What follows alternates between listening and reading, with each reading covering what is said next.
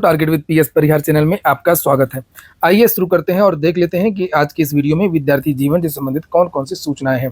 तो वीडियो को जल्दी से लाइक कर दें, शेयर कर दें और जिन छात्रों ने चैनल को अभी भी सब्सक्राइब न किया हो तो जल्दी से सब्सक्राइब कर लें ताकि आप लोगों को इसी प्रकार की ऑथेंटिक अपडेट से सबसे पहले मिलती रहे। आगे बढ़ने से पहले एक सूचना है उन विद्यार्थियों के लिए जो विद्यार्थी बीपीएससी अथवा यूपीएससी की भर्तियों की तैयारी कर रहे हैं। वे सभी अभ्यर्थी पीडब्ल्यू बीपीएससी वाला यूपीएससी वाला में आकर के अपनी प्रिपरेशन पूरी कर सकते हैं। यहाँ पर 15 अगस्त के अवसर पर एक बड़ा ऑफर है जिसे आप लोग यहाँ पर देख सकते हैं।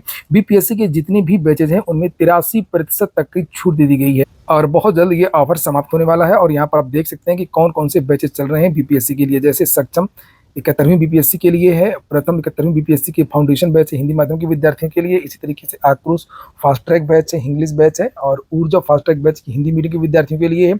यूनिटी है, यूनिटी 17वीं बीपीएससी का इंटीग्रेटेड बैच है। यशवी बैच भी है, ये हिंदी माध्यम के विद्यार्थियों के लिए। इसी तरीके से निर्वाण है और यहाँ पर रफ्तार रैपिड करंट अफेयर्स का बैच।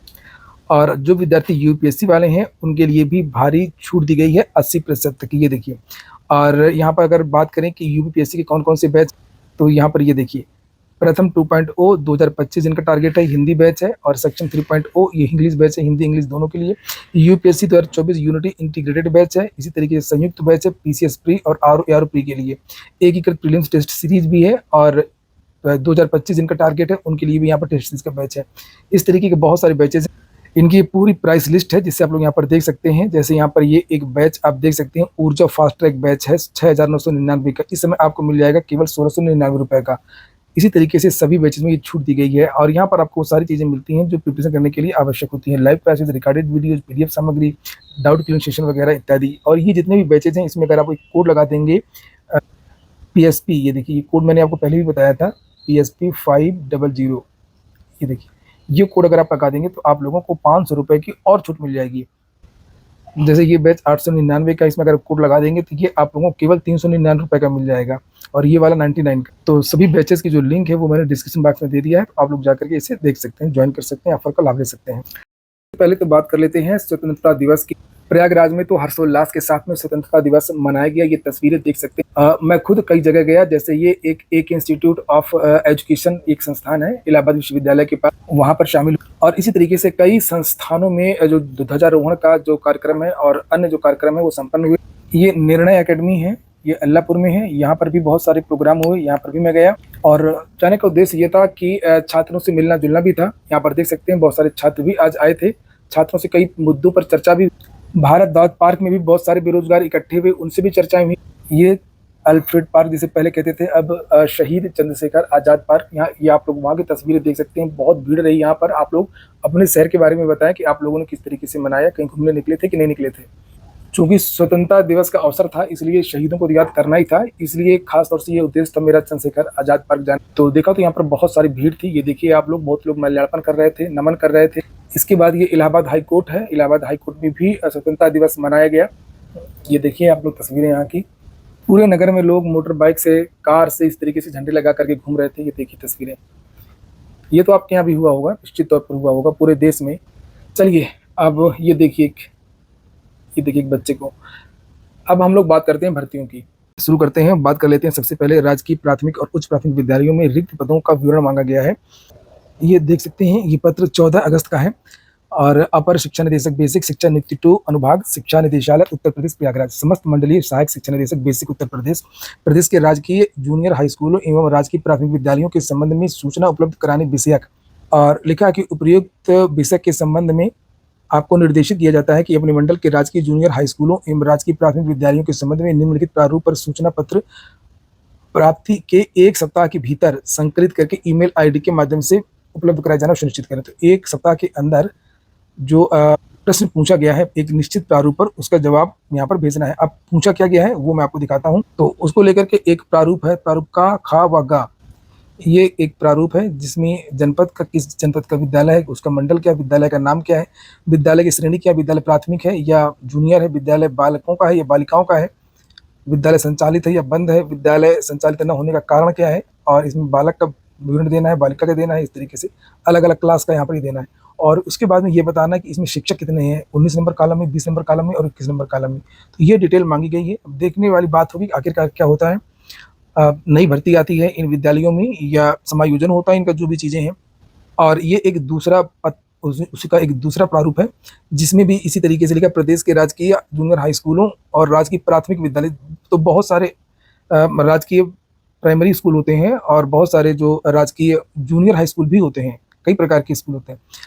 तो यहाँ पर भी यही सब चीज़ें मांगी गई हैं। जैसे यहाँ पर देख सकते हैं सीधी भर्ती के अंतर्गत ये कितने पद हैं, उसके अलग अलग कैटेगरी के, जनरल के कितने पद हैं, जूनियर के कितने पद हैं, ओबीसी के कितने पद हैं, और जो नियुक्त हैं उनकी तारीख क्या है, कब रिटायर होने वाले हैं, मतलब कार्यभार की जो तारीख है वो क्या है, नियुक्ति का प्रकार क्या था, सीधी भर्ती से हुए थे, कैसे हुए थे, किस कोटे के हुए थे, ये सारा का सारा जो विवरण है सभी जूनियर स्कूलों से और प्राथमिक स्कूलों से ये विवरण मांगा गया है।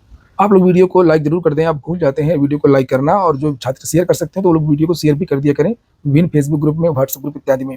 चलिए पहले तो बात कर लेते हैं बिहार की, फिर बाद में बात करेंगे यूपी की।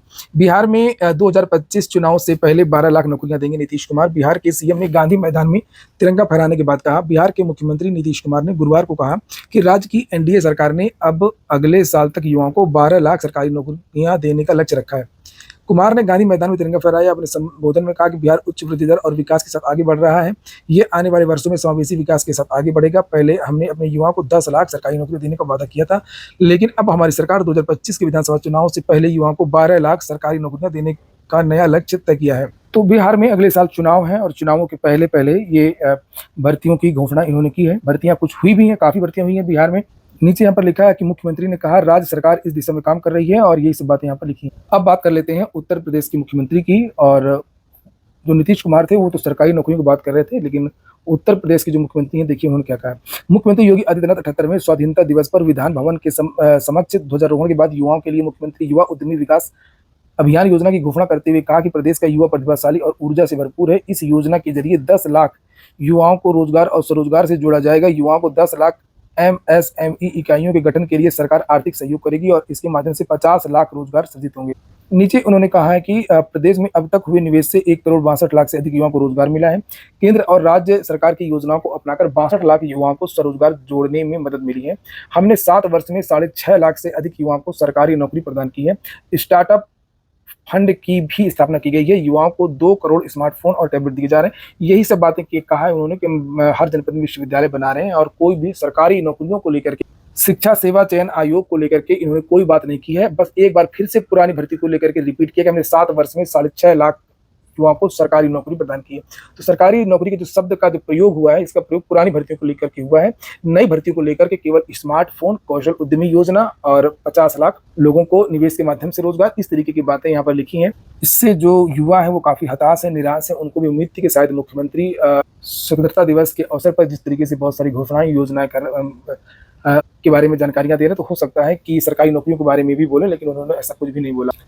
प्रधानमंत्री नरेंद्र मोदी ने भी बहुत सारी बातें कही कल, और यहाँ पर उन्होंने एक नई चीज युवाओं को लेकर के कही है कि 1 लाख युवाओं को राजनीति में मौका। प्रधानमंत्री नरेंद्र मोदी ने कहा कि देश की राजनीति में परिवारवाद, जातिवाद पर प्रहार शुरू हो गया। 1 लाख से अधिक युवा जिनकी कोई राजनीतिक पृष्ठभूमि नहीं है, वे सियासत में आएंगे। नए खून की राजनीति में आने से उनके विचार देश और देश की सियासत बदलने में अहम भूमिका निभाएंगे। उन्होंने नागरिकों से पूछा, कुछ लोग ऐसे हैं जो देश की तरक्की नहीं कर रहे, किस तरीके से युवाओं को मौका मिलेगा? या तो जो पुराने नेता हैं उनके बच्चे जो युवा होते हैं उनको मौका मिल जाता है। सभी पार्टियों में है इस तरीके के जितने भी हैं नव युवा सांसद ज्यादातर जो चुने गए हैं, जिनको जो जमीनी हकीकत के बारे में कुछ नहीं पता है, लंदन से पढ़ करके आए हैं, ब्रिटेन से पढ़ करके आए हैं, अमेरिका से पढ़ करके आए हैं, और उनको युवा बोला जा रहा है, तो उससे कोई मतलब नहीं होता है। अब तो यहाँ पर उत्तर प्रदेश में और ज़्यादातर जगह छात्र संघ ही बंद कर दिया गया है, और एक तरफ छात्र संघ को बंद कर देना, जैसे इलाहाबाद विश्वविद्यालय में चुनाव नहीं होते, अब ऐसे बहुत सारे जो विश्वविद्यालय वहाँ पर चुनाव नहीं हो रहे हैं, तो इसका क्या मतलब? दोहरी बातें हैं। पीएम मोदी ने मेडिकल की सीटों को लेकर के एक बड़ा बयान दिया है, जो कि वाकई ये सही है, इसकी प्रशंसा होनी चाहिए अगर ऐसा होता है। अगले 5 वर्षों में देश में मेडिकल की 75,000 नई सीटें होंगी सृजित। आगे लिखा कि मेडिकल सहित उच्च शिक्षा की पढ़ाई के लिए देश के नौजवानों के विदेश में होने वाले पलायन पर प्रधानमंत्री नरेंद्र मोदी ने गुरुवार को चिंता जताई और इसे रोकने की जरूरत भी बताई। उन्होंने अगले 5 वर्षों में देश में मेडिकल की 75,000 नई सीटें सृजित करने का ऐलान भी किया है। ये काम बढ़िया हुआ है। और लिखा है कि उन्होंने देश की शिक्षा व्यवस्था को कुछ इस तरीके से विकसित करने की मंशा जताई है कि ताकि देश के युवाओं को पढ़ाई के लिए विदेश न जाना पड़े और उन्हें देश में ही विदेशी संस्थानों जैसी शिक्षा मिल सके। तो चिकित्सा वाली जो बात है वो तो सही है। हमारे देश में डॉक्टरों की बहुत ज़्यादा कमी है, और यही कारण है कि इनकी फीस वगैरह बेतहाशा वृद्धि हो रही है। जिस तरीके से इंजीनियरिंग के क्षेत्र में विकास हुआ है, बहुत सारे विद्यालय खुल गए, बहुत सारा लोग मिले, योग मिले, आईटी के हों चाहे कंप्यूटर के हों, जो देश के विकास में काम कर रहे हैं और विश्व के विकास में काम कर रहे हैं। उस तरीके से अब उस तरीके से मेडिकल में आवश्यकता है, और मेडिकल में उस तरीके के शोध भी नहीं हो पा रहे, रिसर्च नहीं हो पा रहे। डॉक्टर लगातार पैसे कूटने में व्यस्त हैं और वो रिसर्च नहीं करना चाहते हैं, वो प्रोफेसर नहीं बनना चाहते हैं, वो अपने अपने अस्पताल खोल करके बैठ गए हैं। जो कुछ डॉक्टर हैं और कम डॉक्टर हैं तो डिमांड बहुत ज़्यादा है, पेशेंट बहुत ज़्यादा आ रहे हैं और सुबह से लेकर के शाम तक वो ये काम करते रहते हैं। समय मिलता है तो छुट्टी पर विदेश चले जाते हैं। तो काम का बोझ चूँकि ज़्यादा है, इस वजह से रिसर्च वगैरह में भी समस्याएं हैं। कुछ नई चीज़ें नहीं निकल करके आ रही हैं स्वास्थ्य विभाग में। और सबसे बड़ी बात ये है कि रोजगार को लेकर के अगर बहुत ज़्यादा एमबीबीएस की सीटें हो जाती हैं, एमएस की सीटें हो जाती हैं, तो छात्रों को बहुत ज़्यादा बेरोजगारी से भी मुक्ति मिल सकती है। वो अपना खुद का मेडिकल खोल सकते हैं, हॉस्पिटल खोल सकते हैं, या सरकारी अस्पताल से जुड़ सकते हैं, प्राइवेट अस्पताल से जुड़ सकते हैं। अंतिम सूचना प्राथमिक शिक्षक भर्ती को लेकर के है। अब प्राथमिक शिक्षक भर्ती को लेकर के कल मैं बहुत सारी कोचिंग संस्थानों में गया था, जैसे ये निर्णय एकेडमी, आप देख सकते हैं निर्णय एकेडमी। इसके साथ साथ में ये एक संस्थान है प्रयागराज में गोल्डन जुबली हॉस्टल के पास, और ये एक एजुकेशन, एक इंस्टीट्यूट ऑफ एजुकेशन। और यहाँ पर भी बहुत सारे टीचर से बात हुई, बहुत सारे शिक्षकों से बात हुई, और ज़्यादातर जो छात्र थे सबका यही कहना था कि सर प्राथमिक शिक्षक भर्ती का जो विज्ञापन है वो कब तक आएगा, क्या हो रहा है, क्या चल रहा है। तो अभी आप लोगों को थोड़ा सा इंतजार करना होगा जब तक चेयरमैन नहीं आ जाते हैं। उम्मीद है कि इसी महीने लास्ट तक, थोड़ा सा इसमें और देरी हो रही है, अभी थोड़ा सा इसमें और देरी लगेगी भी, और इस महीने के लास्ट तक हो सकता है कि चेयरमैन आ जाए। और जब चेयरमैन आ जाएंगे तो उसके बाद में जो कार्य योजना बनेगी तब चीज़ें क्लियर हो पाएंगी। और कल बालसन चौराहे पर बहुत सारे जो छात्र हैं वो इकट्ठे हुए थे, और यहाँ पर भी बहुत सारे लोगों से बात हुई। तो छात्रों का कहना था, छात्र नेताओं का कहना था कि जब चेयरमैन आएंगे तब एक बड़ा धरना होगा प्राथमिक के लिए। और अगर ये चेयरमैन इस महीने आते हैं तो ठीक है, अगर आते हैं या नहीं आते हैं तो 5 सितंबर के आगे या पीछे, या 6 तारीख को या 4 तारीख को, इस तरीके से एक दिन डिसाइड होगा। उस दिन आयोग में प्राथमिक शिक्षक भर्ती की मांग को लेकर के एक विशाल धरना प्रदर्शन का आयोजन किया जाएगा। तो जो भी चीज़ें होंगी मैं आपको इस चैनल के माध्यम से आगे बता दूँ। वहीं पर अगर पुलिस कांस्टेबल भर्ती को लेकर के बात करें तो आज यानी कि 16 अगस्त को शाम को 5 बजे यहाँ पर देखिए लिखा भी है कि सिटी इंटीमेशन यानी कि प्री एडमिट कार्ड विद्यार्थियों के आज जारी कर दिए जाएंगे, जिससे केवल ये पता लग पाएगा कि आपकी परीक्षा किस तारीख को होनी है और किस शहर में होनी है। ये दो चीज़ें आपको आज ही, ये देखिए लिखा परीक्षा जनपद और नगर सूचना की जो जानकारी है ये आपको आज मिल जाएगी। तो आज शाम को चेक कर लीजिए। ये हो गया आज का वीडियो। पूरा वीडियो सुनने के लिए बहुत बहुत धन्यवाद।